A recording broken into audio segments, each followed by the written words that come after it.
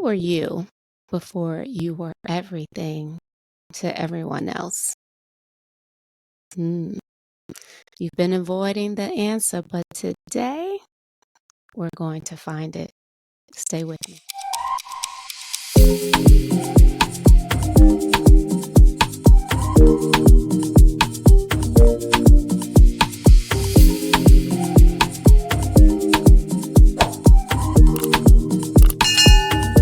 Hey, y'all. Welcome back to Hold My Purse, a self-care journey through life. I'm Ro, and if you're new here, welcome to the space. I'm not an expert, coach, or psychologist. I'm just a friend.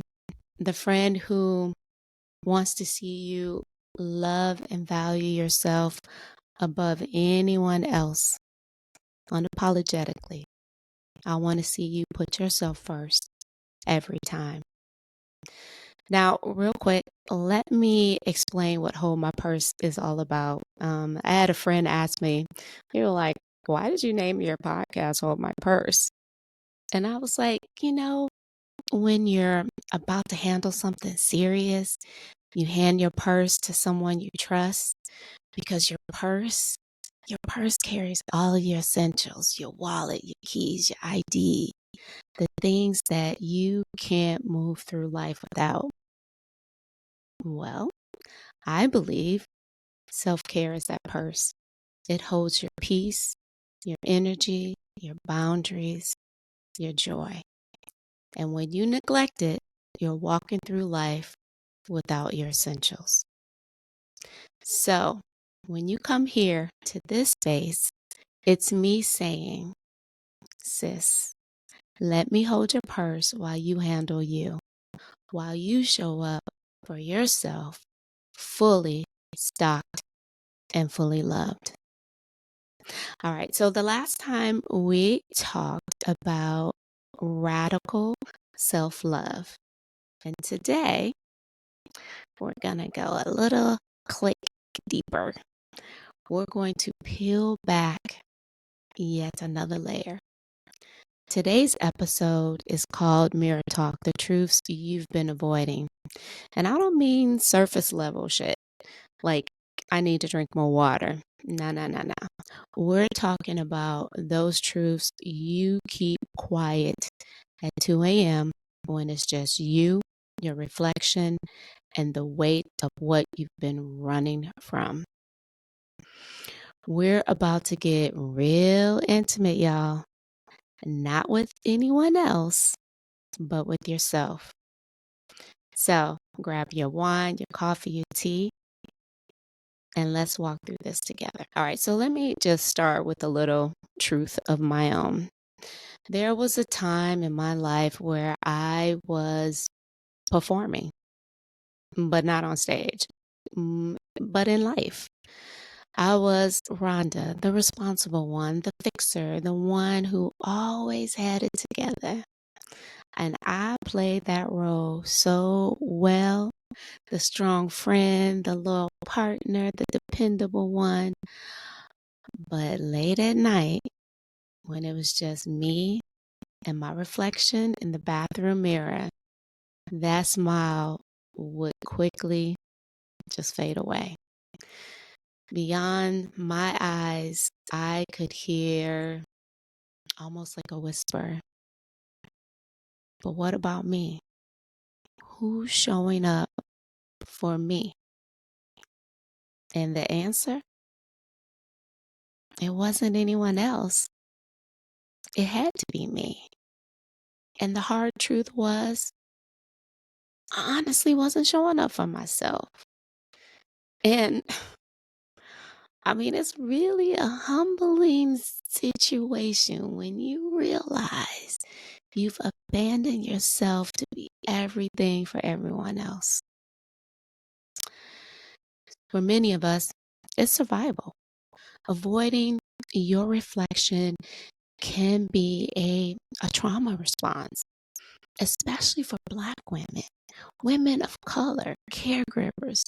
We've been trained to hold it all, to be the nurturer, the fixer, the one who keeps it together. And you know what the world tells us? Stay strong. Don't complain. Keep moving. So we armor up, we hustle harder, we stay busy, we pour out until we're empty. Because sometimes sitting still feels more dangerous than staying in motion. But here's the thing, what you avoid will eventually find you. Avoidance doesn't erase the truth, it simply delays it. And that delay is expensive. It costs us our peace, our energy, our joy, and connection. Dr. Basil Vanderkolk, the author of The Body Keeps the Score, says that unprocessed emotions don't just disappear, they get trapped in our bodies. And they show up as chronic stress, fatigue, anxiety, and even physical illness. So, my friends, avoiding the mirror, it ain't gonna save you from the truth. It'll just have you carrying it around heavy and hidden. So, let me ask you something real. When was the last time you sat still long enough to ask yourself, what am I really feeling? Not what you should feel, but what's real and what's raw. Let me give you a few prompts to chew on. Are you holding on to a relationship that's draining you because you're scared of being alone? Are you pretending you're fine when you're actually angry or grieving? Are you ignoring your need for softness, rest, and care because you're scared of being too much, too needy? Let me ask you this, sis. What are you really avoiding when you look away from your reflection? Sometimes it's unprocessed grief. Sometimes it's the fear of who you'll meet beneath all that armor. But here's what I know for sure. Avoidance is protection, but self-honesty, that is liberation. Now let me flip it. What if the mirror isn't a threat, but a portal or doorway back to you? The you before the world told you who you had to be. A few weeks ago, I watched a movie and I'm blanking on the name. And there was this line that has stuck with me for weeks. And it was, who were you before you were everything to everyone else? Man, I cannot shake that. And I've really been digging deep in reflection on that. But I do want to share this. Research from Harvard Business Review shows that consistent self-reflection builds stronger self-awareness and emotional resilience. And that, my friend, is the root of confidence and clarity. You see, radical self-love looks like sitting with your own gaze and saying, I see you, I love you, I got you. Even when it's messy, especially when it's messy. Now, let me pause here for a second because that question, who were you before you were everything to everyone else? That's not just a passing thought. That's an invitation. An invitation to remember yourself before the titles, before the survival mode, before the expectations. And the truth is, you can't reclaim that version of you without sitting down with your reflection and listening. The mirror, my friends, it's your meeting place. It's the portal where the past you, the present you, and the you you're becoming finally sit in the same room. But how do you actually do that? How do you hold space for the parts of you that feel tired, forgotten, or buried? Before we jump in, I want you to really, really hear me. You cannot heal what you keep avoiding. And you can't meet the real you if you keep walking past your own reflection. This isn't about perfection. This isn't about fixing yourself. This is about coming home to yourself softly, gently, with love, one step at a time.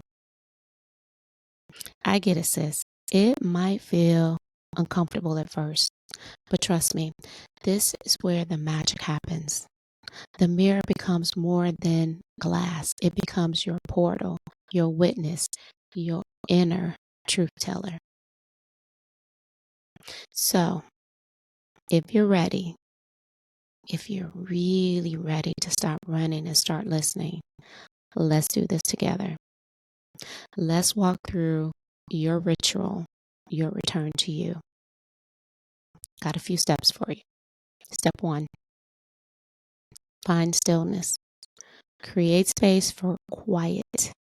Set aside 15 to 20 minutes, light a candle, dim the lights, or sit in silence, no distractions, and listen to yourself.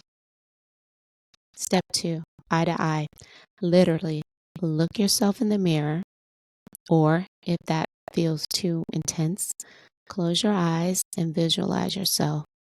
Either way, get present with you. Step 3, ask and listen. Gently ask, what am I tired of carrying? What truth have I been avoiding? What does the deepest version of me need to know today? Step 4, journal, and journal it raw. No filters, no editing. Let the feelings pour out, whether it's sadness, relief, anger, or joy. Be honest with yourself. And last but not least, step number 5, self-honor. Pick one small but powerful way to honor what came up.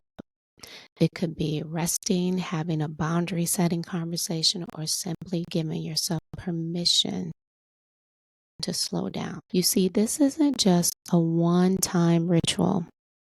This is like a doorway, one you can walk through again and again.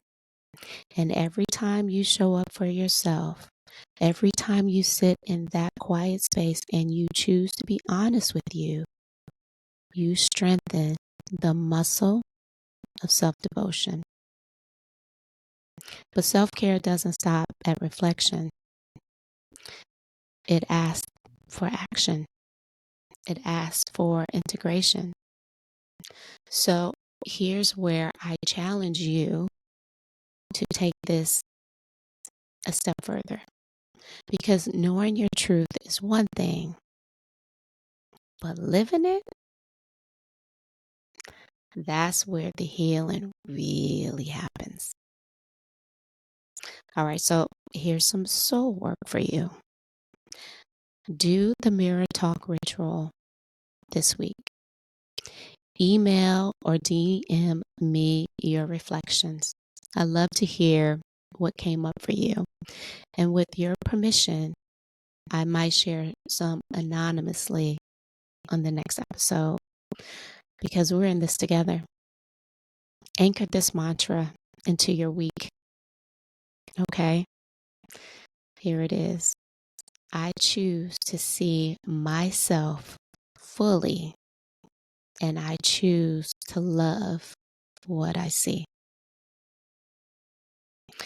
All right, up next, Aria speaks. All right, girl. So we're about to get ready to go to the dinosaur bouncy house. Are you ready? Yes. What are you going to do when we get there? Punch boxes. Punch boxes? Yes. What does that mean? It means you punch the bouncy house. Oh, you're going to punch the bouncy houses. Yes, before I jump in them. Yeah. Do you like bouncy houses? Yes, I do. What do you like about them? What do you like most about them? Do, do, do. What is that for? Oh, that's like a game show when someone's thinking it goes do do do. Oh, I know that. So what do you like about it? Is that when I get to punch everything. Okay. And I get to bounce to the roof. Okay. Over the moon before it comes out. Well, this one is a dinosaur theme too, so they have like some dinosaurs throughout and about fossils and stuff like that. So it'll be really cool. Do they have stores in there? Oh yes, at the mall. So can we go through the mall? We can go through the mall, and how about we go to the food court and get a snack afterwards? Now we're talking, huh? Can I get clothes from the mall? Can you get what? Clothes. I don't know if I want to do that. PE clothes. PE clothes? Yeah, for PE. I only have PE like for 3 days. How many days do you? On Monday, Tuesday, and Friday. So you have PE 3 days a week? Then you don't have enough clothes for PE? Is that what you're saying? I only have 2 outfits. It's this pink outfit with the sports bra. Mm-hmm. And I have this one that has like a black shirt. It's this. Uh-huh. And then it goes with the black dress. Okay. Okay, well, we can look. Okay? Yeah. And then we'll get a snack at the food court. Yes. Can we get panda? Yeah, if that's what you want. I want panda. Okay. Do you know what panda means? Panda Express. Okay, I was getting there. Thanks for Panda. All right, girl. Panda. Ready to go? Yes. All right, y'all. Bye, y'all. Bye. All right, friends. You showed up for yourself today. You didn't flinch. You faced yourself, and that is so powerful. That is self-love in motion. Now let's anchor it with some affirmations. Say them with me or let them settle in your spirit. Whatever works best for you. I am safe to see and honor my truth. I am no longer hiding from myself. I choose to meet myself fully. My peace, my energy, my worth, they are my essentials, and I protect them. I release guilt and reclaim my right to prioritize me. I am whole even as I grow and heal. And before we step back into your day, remember this: you wouldn't leave the house without your purse, and you shouldn't leave yourself behind either. Your self-care, your boundaries, your love for you, they are your non-negotiables. So as always, I am here holding space, holding your purse, and reminding you, you are your most valuable asset, and you are worthy just because. If this episode spoke to you, do me a favor. Subscribe to the show on your favorite podcast platform or check us out on YouTube. Follow me on social media for more doses of self-care and self-love. And join my newsletter for personal notes, affirmations, and extra tools to help you keep showing up for yourself. And lastly, share this with a friend because we are all on this journey together. We are all unapologetically going to put ourselves first so we can live a more fulfilled life. Until next time, my fabulous friends, be gentle with yourself, protect your peace, and keep showing up for you. Peace. Today's episode is sponsored by Self Care Shorty, your go-to for homemade skin products that keep you moisturized, healed, and at ease. Discover these amazing products today at selfcareshawty.etsy.com. That's selfcareshawty, SHAWTY.etsy.com.